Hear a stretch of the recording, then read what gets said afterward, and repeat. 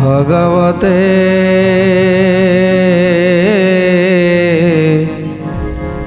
वासुदेवाय। आज रुक्मिणी सत्यभामा जाम्बवती एमती अष्ट पाटवंशी माने प्रभु श्रीकृष्णकर सेवा करुछंती। जड़े स्त्री सबुबले चाहे ता स्वामी ता रूपर प्रशंसा करू एवं ता गुणर प्रशंसा करू आ सदा सर्वदा से तारी पाखरे ही रहू। तेणु जड़े स्त्री से निजकू सजाए ता स्वामीर प्रिय भाजन हवापाई। तेणु आज रुक्मिणी सत्यभामा जाम्बवती अष्ट पाटवंशी माने निज निजकू सजाऊँच निज निजकू सजाड़ुंट प्रभुंक प्रशंसा पाइबा पाई प्रभुंकर टिके भल पाइबा पाई। तेणु से जिते शुणी दौरान जे प्रभुंक हृदय आउ किए अच्छी से राधा अच्छी से 16 सहस्र गोपबाड़ी माने अच्छी सेतेबेले निश्चित भाव में गोटे स्त्री मन में आघात हम ताकू कष्ट लगे। तेणु से आघात से कष्ट से मन भितर रखी सबुबले पाई घुणी होउथिबो जे जे प्रभु सतरे आमको भल पाऊना जे सतरे आमे कौन राधा ठारू सुंदर नुह आमे कौन 16 सहस्र गोपबाड़ी ठारू सुंदर नुह प्रभु ताले आमको छाड़ी ताकू कहीं भावुंट ताकू कहीं भल पाँच किंतु प्रभु कहते तमें मैंने जहाँ भावुच ता भूल तमें मैंने मोर जी हृदय भितर अच्छ से मोर से अच्छी हेले तुम्हें जदि देख राधा को जदि थरे देख आउ से 16 सहस्र गोपबाड़ी को देख ताहले तमर सबु अहमिका सबु अहंकार सबकिछि दूर हो।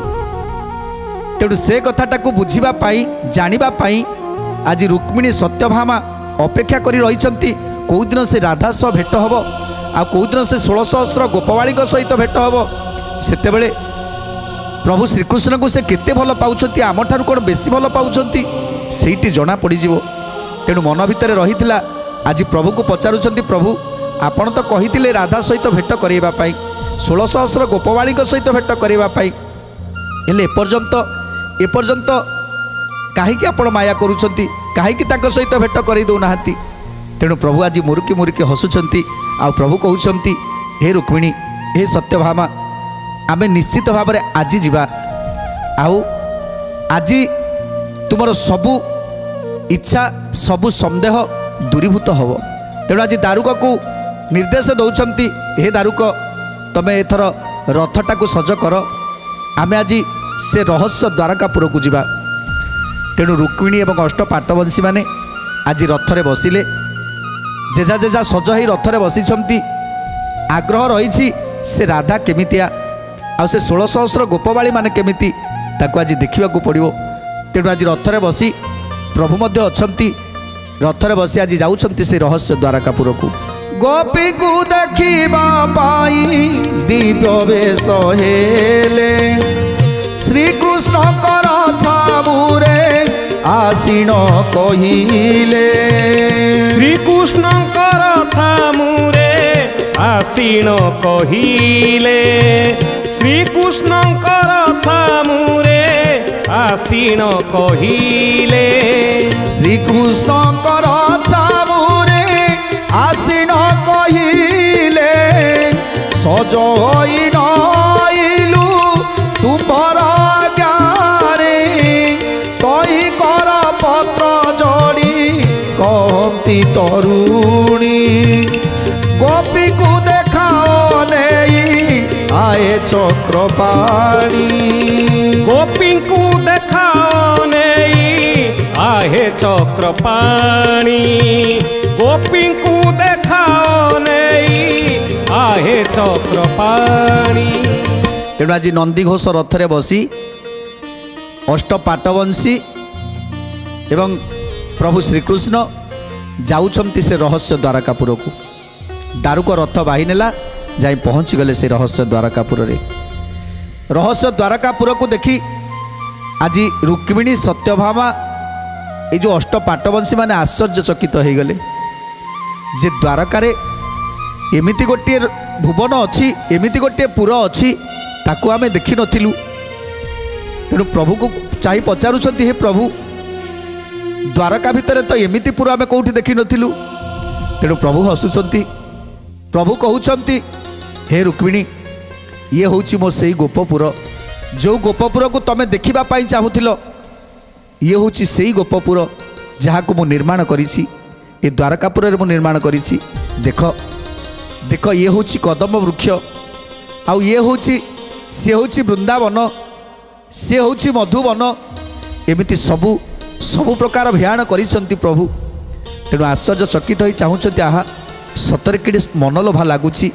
तेणु कहउचंती ठीक अछि, प्रथमे प्रथमे बाटरे पड़ुछि ललितांकर घर, तेणु ललितांक सह टिके देखा करिबा, तापरे जाई आगो को जिबा।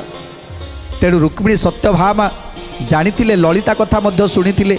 ए 16 सहस्र गोपबाळीक भितरु समस्तଙ୍କ कथा शुणिछंती, ए ललिता कथा मध्य शुणिछंती जे ललिता जेतेबेले राति राति धरी प्रभु को उजागर अपेक्षा करिथाए, आउ प्रभु ता पुर को आसंती, ता सहित राति बितांती। ए कथा शुणिथिले अष्टपाटवंशी माने शुणिथिले, आउ ललितांकर रूप ताकु मध्य शुणिथिले, तांकर रूपर वर्णना मध्य करिथिले प्रभु, ताकु मध्य शुणिथिले अष्टपाटवंशी। तेणु प्रभु जेतेबेले कहउचंती ये होची सेई ललितांकर घर, तेणु से ललितांकर गृह को जीवा पाई आज अष्टपाटवंशी माने जाई पहुँची गले। प्रथमे ललिता पुरे विजे कले हरि, रत्न खट्टे विजे करी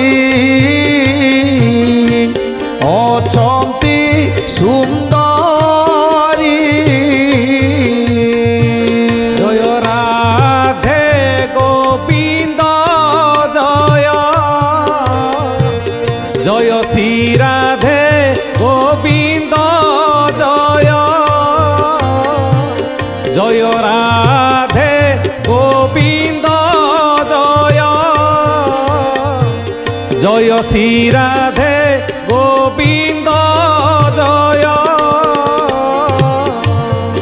तेणु जेतेबेले ललितापुर रे जाई पहुँची जाइछंती, दारुक को कहउछंती दारुक तमे रथ को सज करी रख, आमे टिके घर भितर आसुछु। तेणु गृह भितर जेतेबेले प्रवेश करिसंती, से गृह भितर बास्ना ताकू एमिति मोहित करुछि, ए अष्टपाटवंश को एमिति मोहित करिदेला।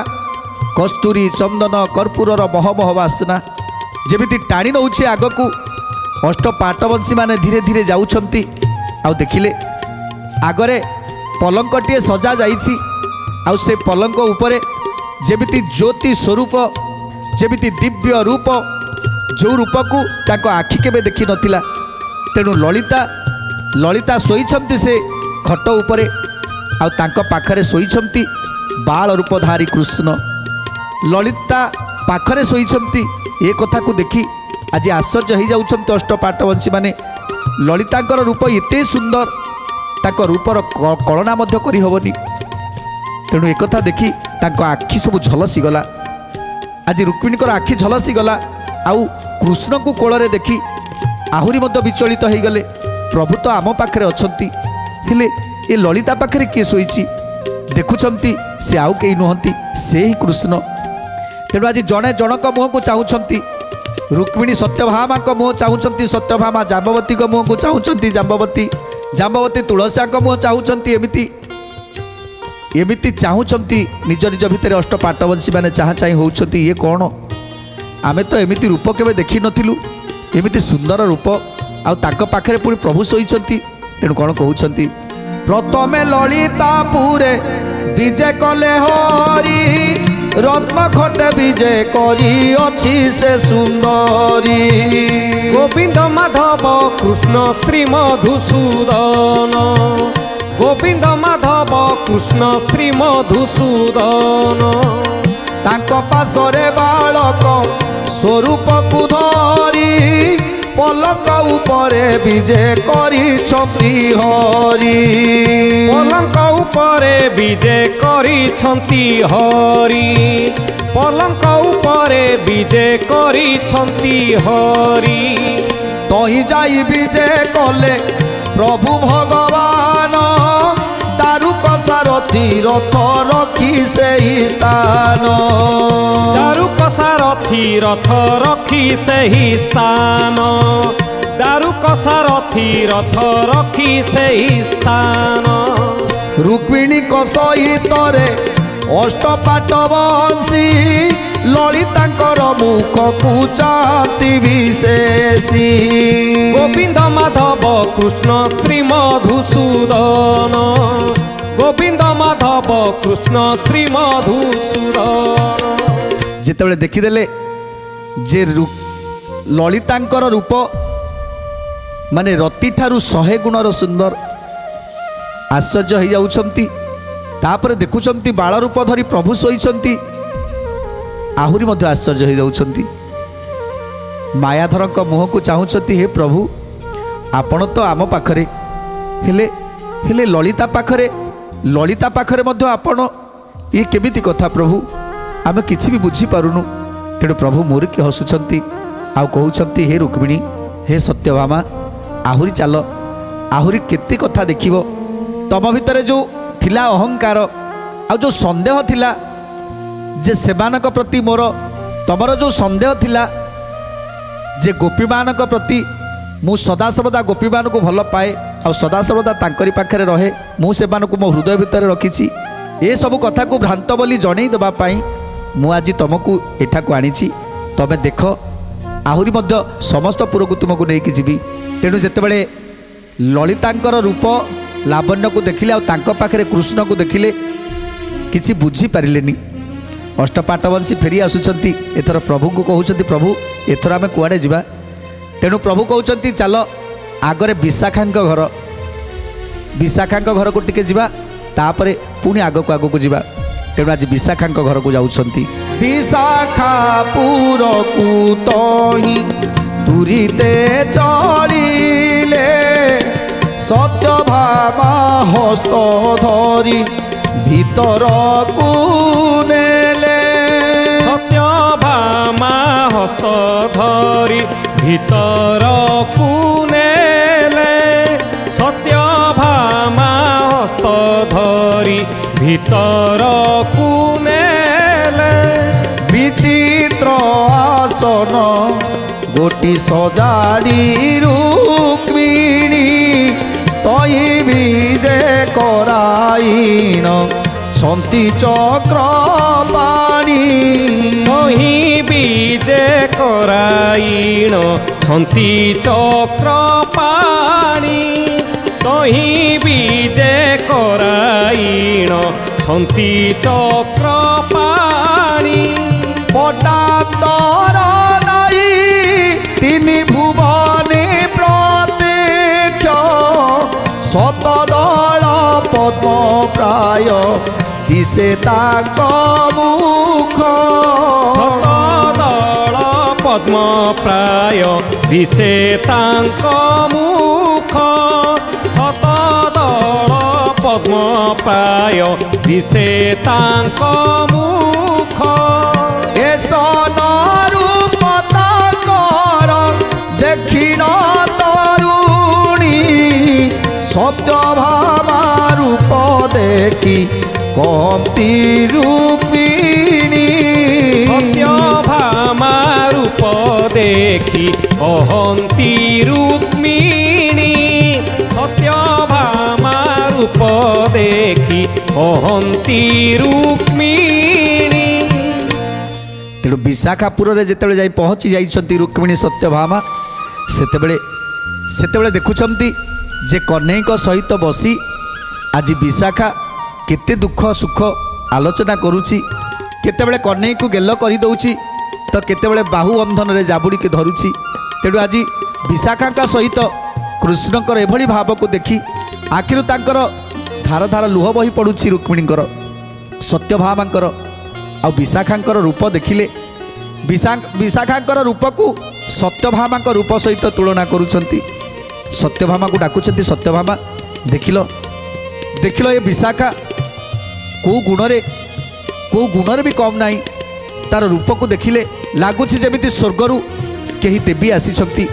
ବୋଲନ୍ତି ସଖୀ ଗ ତୁମେ ସାବଧାନେ ଶୁଣ ଅପୂର୍ବ ଚରିତ ଏହି ବିଚିତ୍ର ଆଖ୍ୟାନ गोविंद माधव कृष्ण श्री मधुसूदन गोविंद माधव कृष्ण श्री मधुसूदन आंब मानक संगते अछंती माधई गोपीक संगे मूरति गोटिए कहोई गोपीक संगे मूरति गोटिए कहोई गोपीक संगे मूरति गोटिए कहोई बाल मुकुंद स्वरूपे बसिचंती देख आंबे गोपीक समाने नहु जे प्रत्यक्ष गोविंद माधव कृष्ण श्री मधुसूदन गोविंद माधव कृष्ण श्री मधुसूदन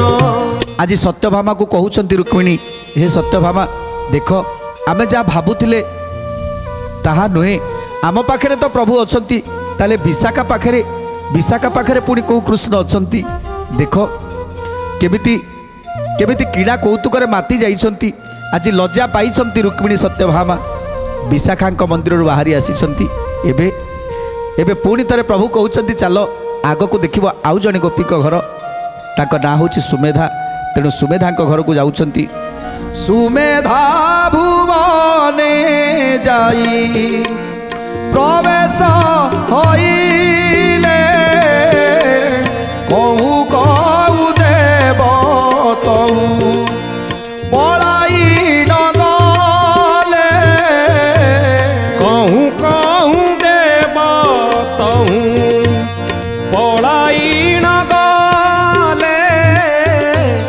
कहूँ कहूँ देव तहूँ पलाई न गले तार पुर गोटिक मंडिन सुंदरी से जगटिए विचित्र रूपरे सजाड़ी सुबास पुष्प गोटिए से जरे पकाई तई उपरे विजय देव भाव ग्राई गोविंद माधव कृष्ण श्री मधुसूदन गोविंद माधव कृष्ण श्री मधुसूदन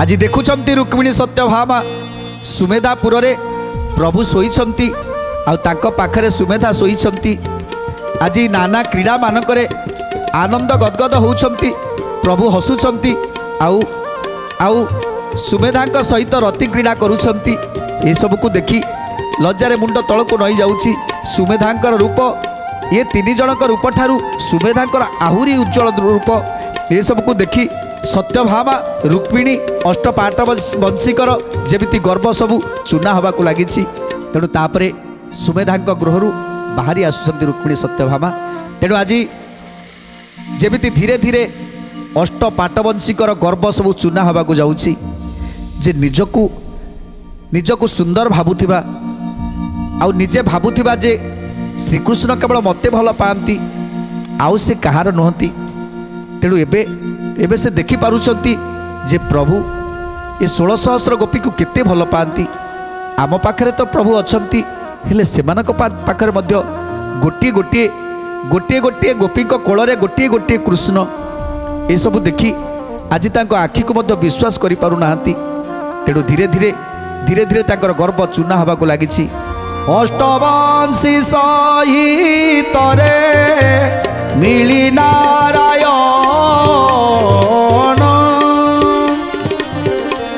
कन्याए गोपी मानकू चाहि पूर्ण पूर्ण राधे गोविंद जय श्री राधे गोविंद राधे गोविंद जय श्री राधे गोविंद सहस्रे गोपी जे बेढ़ी अछंती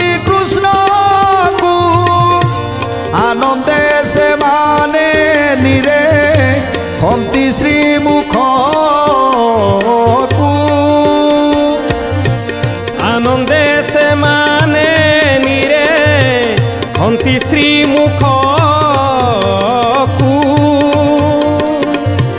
आनंदे से माने निरे हंती स्त्री मुख को तेणु आग को प्रभु नहीं जाउछंती चाल देखिबो। तेणु जेमिति गोटे लता कुंजवन से लता कुंजवन भितर आज रुक्मिणी सत्यभामा अष्टपाटवंशी मैंने जिते जाई पहुँची जाइछंती सेतेबेले देखुछंती जे 16 सहस्र बाली माने चारिपटे घेरिकी अछंती आउ मध्यरे त्रिभंगी छंदरे छिड़ा हेई आज कृष्ण अछंती प्रत्येकंक कोଳରେ कृष्ण अछंती ए सब को आज देखी चकित हो जाइछंती आउ समस्ते प्रभुंकर सेवा करुछंती किए किए पाद धोई दउछि किए बिड़िया पान खुआई दउछि कि सुस्वादु फल दे कि निजे कामुड़ी की प्रभु को तुंडरे खुआई दउछंती। आहा ये विचित्र अपूर्व दृश्य ये तेणु एभली दृश्य केवल भाग्यवान ही देखिपारे। आज रुक्मिणी चिंता करुछंती जे एभली दृश्य केवल जड़े भाग्यवान होते देखिपार।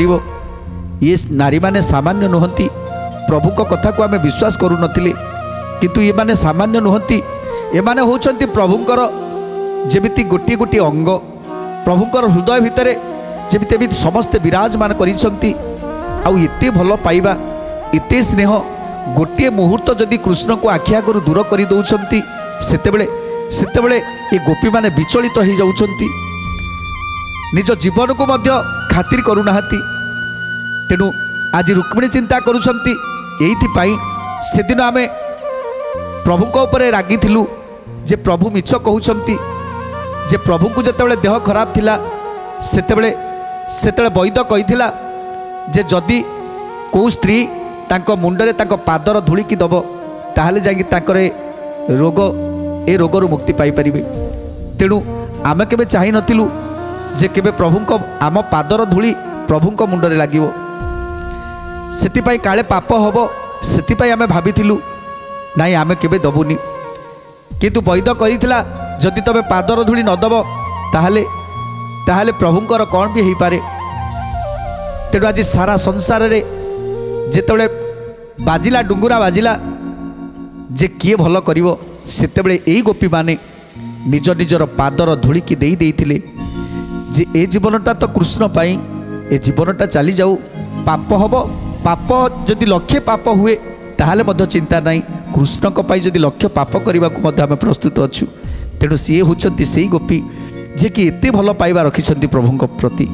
तेणु आज आउ कौन भावुंट रुक्मिणी सत्यभामा सुंदर कथा जानिबा आज तो समय इशारा देलानी आज बाणी की विराम दबा टे प्रभुंकर नाम संकीर्तन करी आज कार्यक्रम को समाप्त करवा। भज गोविंद गोविंद भज भज रे भज गोविंद